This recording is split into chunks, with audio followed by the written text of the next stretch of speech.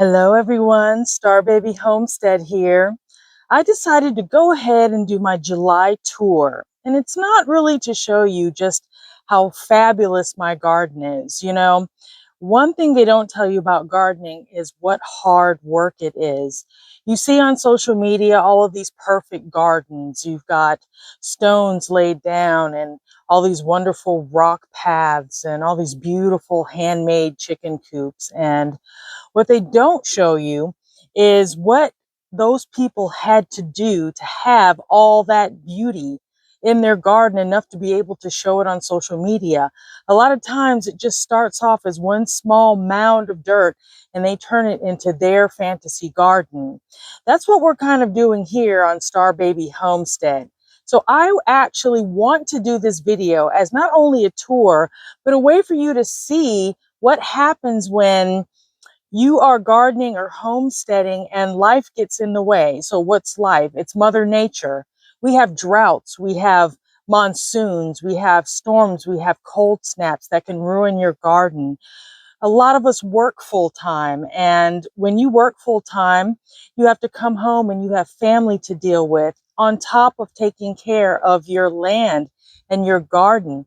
And why do you do this? Well, because you love to or you have to. Some people don't make enough money to be able to buy the good foods that will nourish their family, or they don't want to contribute to maybe a big corporate machine. Either way, you're gardening because you have to or because you love to. So let's get started with this video so you can see what happens when life gets in the way. It's not all sunshine and rainbows. So this is the area over near my shed. And before, there's some pictures where I have this beautiful pine straw. We have pine trees, so I get pine straw for free. And I laid it out to smother all of this lovely crabgrass. I'm being sarcastic in case you didn't know. Crabgrass is a bane of most gardeners' existence. It's taken up the pathway over here that was nicely manicured and laid out by my husband. And because between the heat of 90-degree, high 90s, and the rain in between, there's no way to pull this crabgrass before it grows up the very next day. So right here is what you see, just a wild ground cherry that I just popped up. We like ground cherries, so okay, that's a great thing, but it probably would have been smothered if I had had a chance to pull weeds and mulch. We've got some really good peppers over here. So here are my finger peppers. They're doing well. The jalapenos are doing well. Bell peppers are doing well. I don't know what kind of bug. Oh, it was a wasp. And in between those plants, we have crabgrass. I've got some spring onions growing in here. I think they're underneath here, sticking out. But I just have not had a chance to get out here because it's roasting hot. And when it's not roasting hot again, it's raining. And you don't really want to disturb the soil too much when you have all that going on. That's how you spread a lot of disease. So you're either going to have healthy plants that are just covered with weeds or amongst weeds that are going to deplete their energy if you don't get on top of it, or you're going to spread some disease. That's the reality, one of the realities of growing things. Sometimes you have to figure out what's the lesser of evils. So my peppers are doing well. Here are my sugar baby watermelon. I got two. Here's one growing over here. There's one right there. I got a small one in here, growing over here off to the side. These plants over on this side were planted later, so that succession planting. So when these start producing, as they have, I'll have more over here. And then I'm going to get some jubilees that I'm going to put on some grow bags. My mint, which I moved, I moved it because it was starting to root into the earth on the other side of my garden. But now, as you can see, it looks absolutely horrible over here. But crabgrass. And then there is my Meyer lemon. which is still has some lemons on it. There's only 4 this season because of the cold snap that we had at the beginning of the season. That's something else to think about. So if you have plants and if you don't cover them, sort of like I did with my blueberry plants, I forgot to cover them. It slipped my mind. And we had a cold snap and all the flowers dropped. They were loaded with flowers. So you kind of have to stay abreast of the weather, in addition to everything else that you have to keep in mind when you're gardening. Now, I had this covered. This is my salad bed. I always sort of put my lettuce and stuff here. I have some radishes. There's some carrots. There's some beets. And one small little lettuce plant, that's all that came up right about here, is because it was so hot. A lot of the seeds just didn't sprout, which they may choose to sprout later, or maybe they just won't sprout at all. I've got some lettuce leaf basil as an aromatic for a deterrent for pests. These are my dragon tongue beans that I decided to grow in this bed. I just had some extra seeds, so I decided to grow them just to put some more nitrogen in this bed. Over here, we have our celeriac, which is looking very limp. It's about 3 or 4 now, and the plants are kind of droopy in the heat of the day. But these celeriac, they love warm weather, but I think they've coming to a point where it's time for me to harvest them. But they've grown very well, and I'm pretty amazed about being able to grow the celeriac. We have parsnips all along here. They're growing well. In this bed, we have my green beans. And I forgot, they're maybe Blue Lake? Early Wonder. Well, there's something along those lines. But this is a succession planting over here. And then over here, I've left some to dry so I can get beans for next season. So when I go ahead and pull these, I'm going to probably do another succession planting right over here so that I'll have green beans all the way up until the season ends and we start getting some frost. Hold on, let me see. What is Cassie? Oh, Cassie's barking at a bag. Ma'am, I am trying to do a video. Do you mind? Hush, that is a bag. Oh gosh. Anywho, the strawberry bed is over here. And you see their leaves are curled. Strawberry plants will do that when it's hot. A lot of plants will do that. And they will unfurl. They'll unfurl as the heat of the day wanes. Now we have some grass in here. When you buy straw, straw is an excellent, it smothers weeds, it retains heat, and it retains moisture. Make sure you get clean straw that does not have seeds in it. If not, you could be just planting weeds in your raised beds. But straw is a great mulch. Over here is why I didn't have so many weeds in my watermelon bed, in case you didn't notice.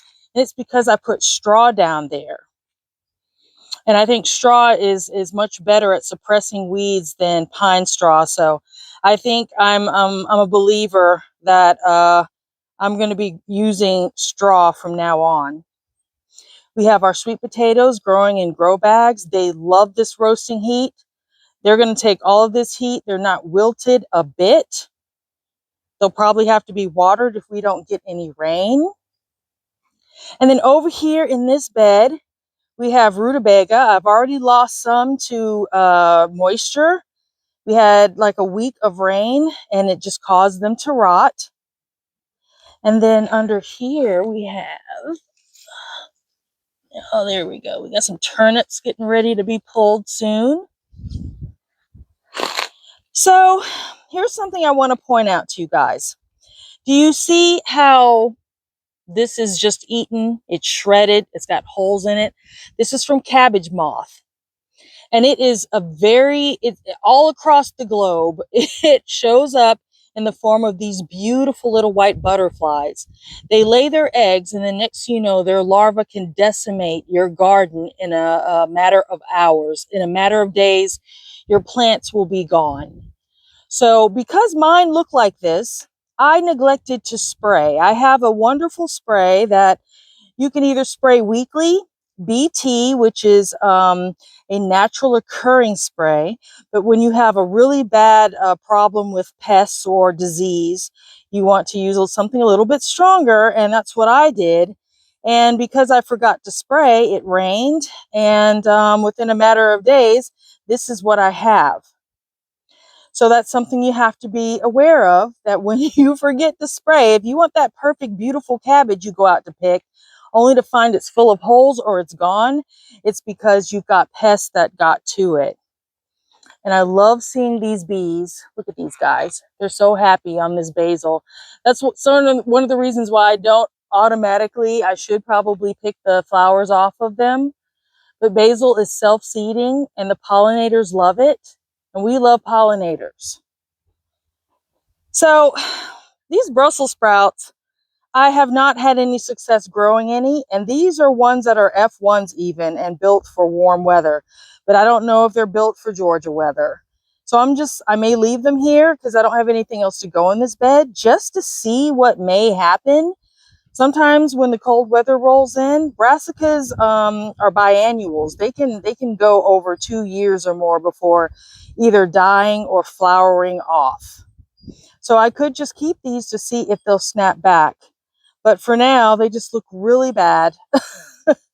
And as well as my kale. And I think a lot of it has just been due to the extreme temperatures that we've been having. Here are my cucumbers. Now, these cucumbers are completely fine. They're just hot.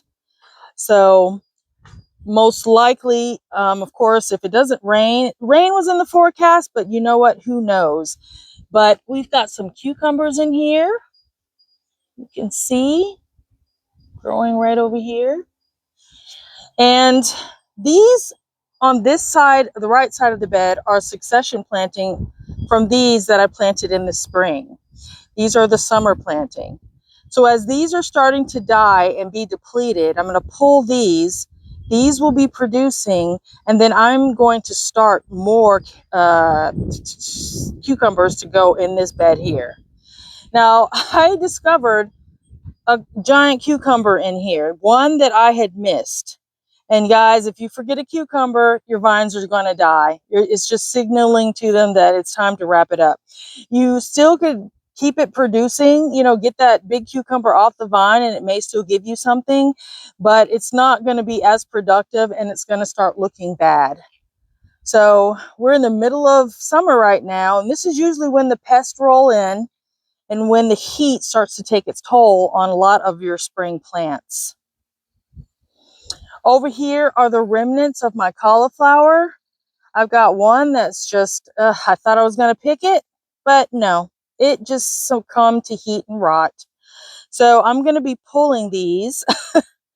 I got a few cauliflower, but once again, it's one that you have to get in the ground as soon as possible, because if not, they're going to be prone to heat and they're going to be prone to all of the disease that happens, especially with rain and any of the moths that show up to lay their eggs all over the leaves here.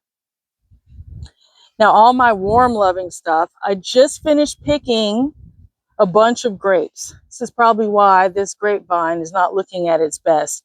It's done all of its hard work. And there are a few grapes in here. You can still see some bees and some wasps that I had to fight for in here. It was a madhouse.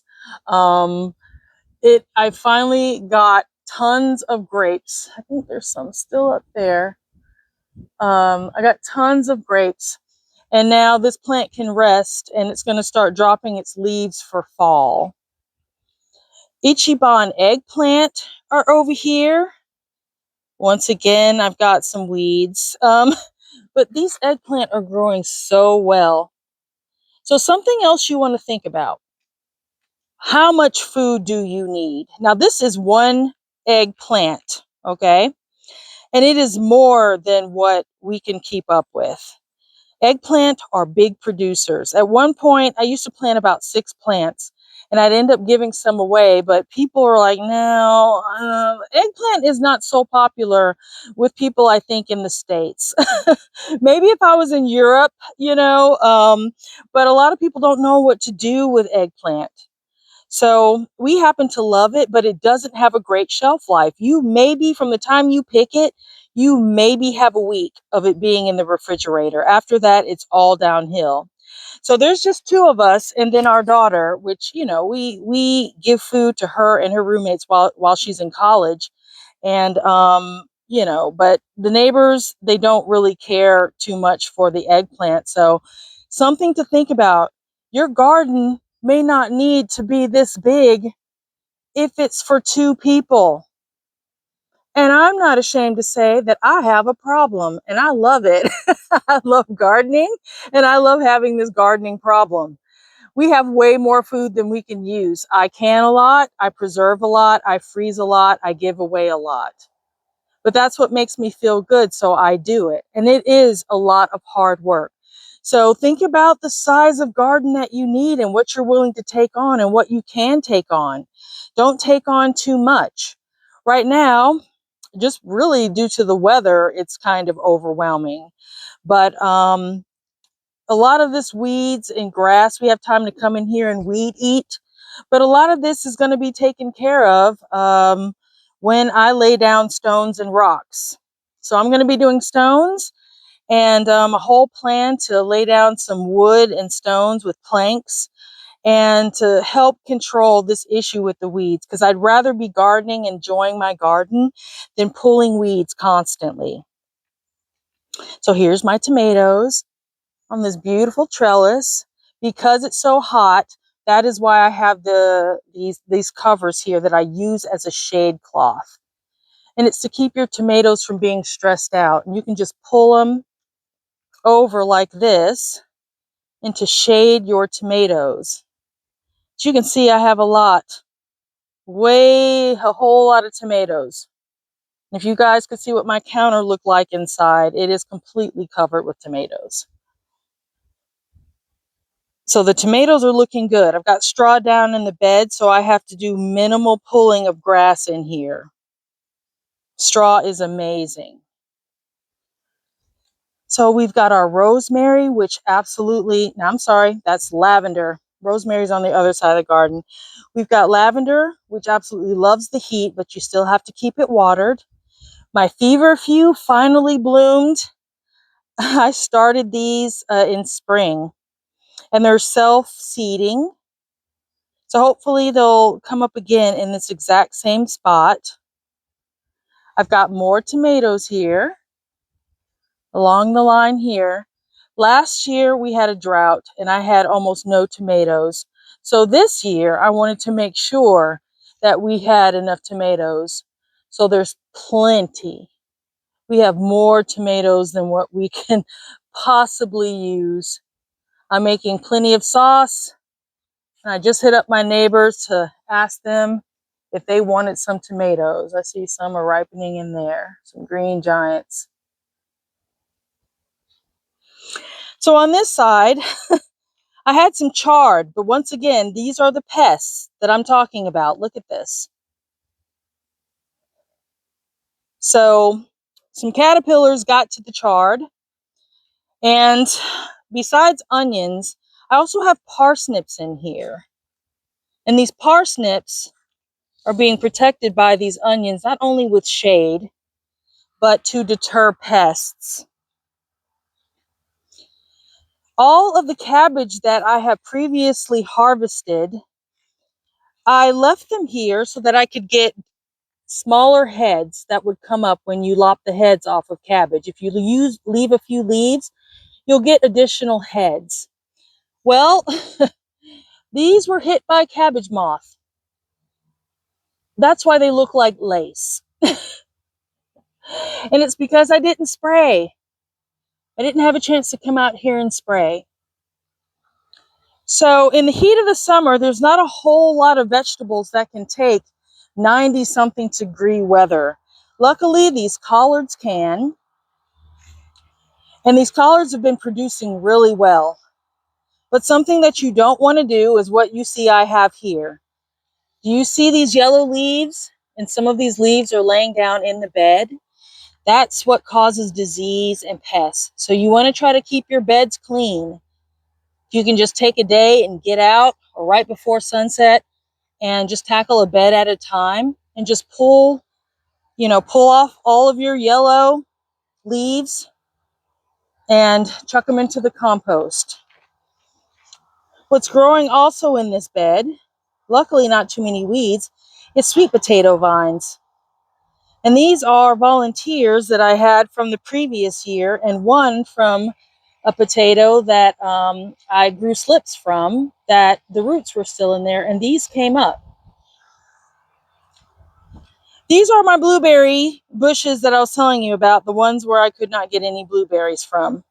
And we had not had a chance to get over here and weed whack on this side of the garden, and it's covered in crabgrass.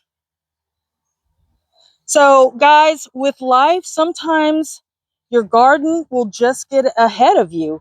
It'll just get out of control. Look how the crabgrass is growing up around my green beans here. I have boots on because I don't want to risk getting ticks in this high grass. And luckily my beds are pretty much untouched by the crabgrass.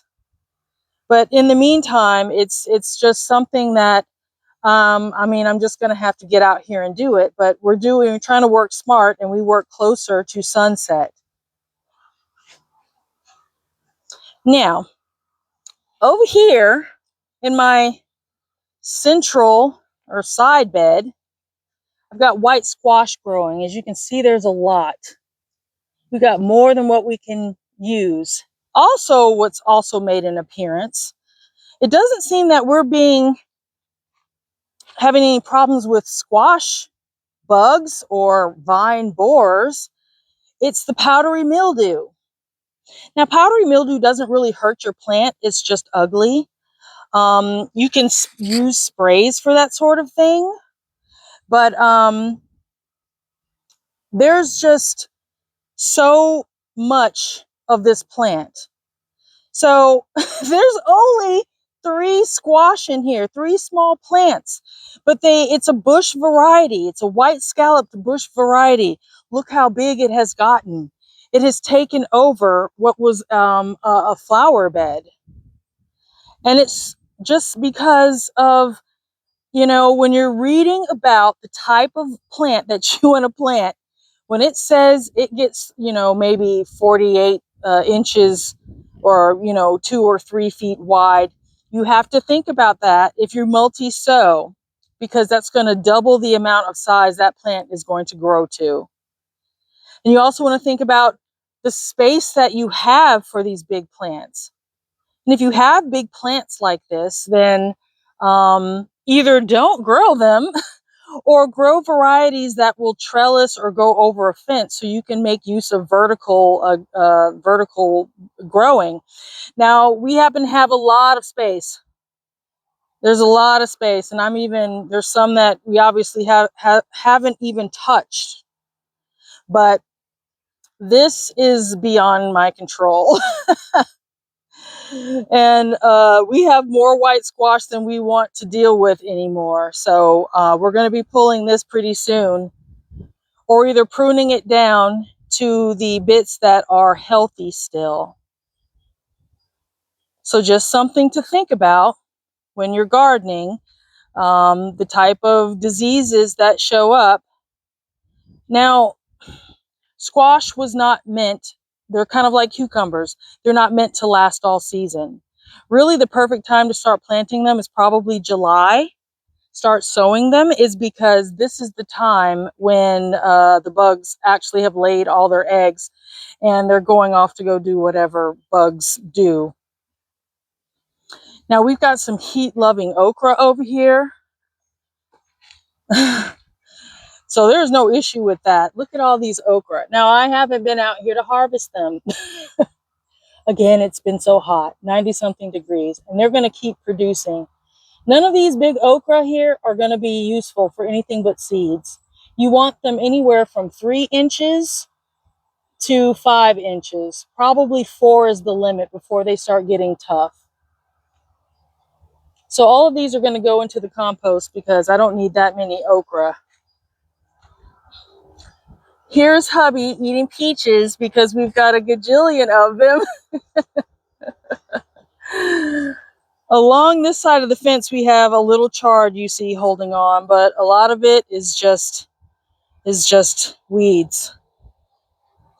We got some sunflowers that I planted. These were a gift from Baker Creek Seeds, and they're black sunflower seeds. So I don't know what's going to come out of here. I normally don't plant sunflowers. So yeah, it'll be a happy surprise. I'm still working on this end of the garden, and it's still a little bit wild, and we still have a lot of weeds that, still come up. Asparagus is doing fine. As soon as these all turn brown, I'm going to cut them down to the ground. And then I'm going to use their fronds as mulch. Now, I know that there's weeds all up in there, but there's not much I can do about it. So, oh well. Here are my tomatoes that I'm growing next to the fence. Have them covered up because of the sun. Throw that back over. They're now starting to ripen. But I just had a bunch of extra seeds. I'm like, why not? So I threw them over there just to see if we can get some like extra tomatoes in case worse comes to worse and we don't get any. Now, there's something else I want to show you. Well, I'm not going to show you the orchard because I don't feel like walking all the way over there. But I lost a peach tree. I got these from Tractor Supply. It was the Belle of Georgia. It never broke dormancy. The Alberta peach tree and the Stark Brothers apple trees are doing fine, as well as the fig tree that I got from a local nursery. And then all of the mulberries that I got from Etsy, they're flourishing. They're absolutely happy. So I've just got to replace this Belle of Georgia, which I'm not too happy about. That was a $40 tree, and it says they have no return policy on it. So great. I'm still going to talk to a manager though, because I mean, how are you going to sell something that's not going to grow? Now, I wanted to show you this. On the other side of the fence, I'm growing these mini butternut squash.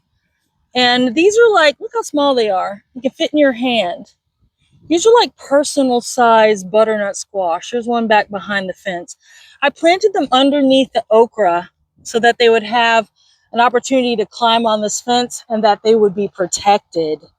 So we'll see. I've got about 3 plants growing right now, and only one's producing so far, and the other ones are still young.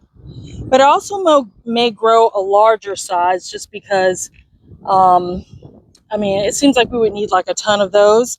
But we also don't need really big pumpkin-sized squash. But I'm thinking about red curry. I don't know. I'm still trying to figure out what kind of squash I want to grow. One that's not going to be, subject to vine borers. I don't feel like being bothered with that and all the squash beetles. So anyway, stay tuned for that. Now I wanted to show you my peach tree. It's kind of the last little part of the tour. We're picking a lot of peaches right now. And this tree has had to be pruned.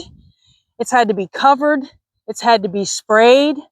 It's had to be fertilized and mulched. A lot of love has to go into a peach tree, any kind of fruit tree, because they're producing food. And that is the same for any sort of vegetable or fruit in your garden. So it takes a lot of love and nurturing.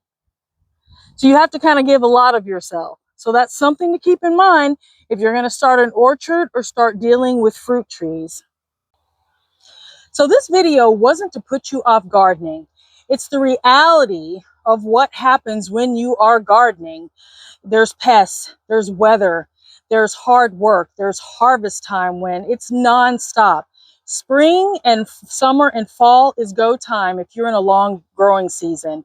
You're constantly watching the plants, you're watering, you're spraying, you're harvesting. And then what are you going to do with that harvest? Do you have an extra refrigerator for storage? A lot goes into gardening, but it's so wonderful and rewarding. I've seen some people get into some sort of altercations on social media where it's like, oh, the Instagram gardeners versus the real gardeners, and the real homesteaders versus the play homesteaders.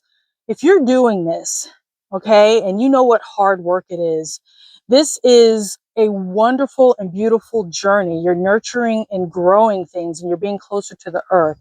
And we shouldn't attack one another. We should be embracing each other for those of us who get out here and want to share in this experience and have a love of growing and community.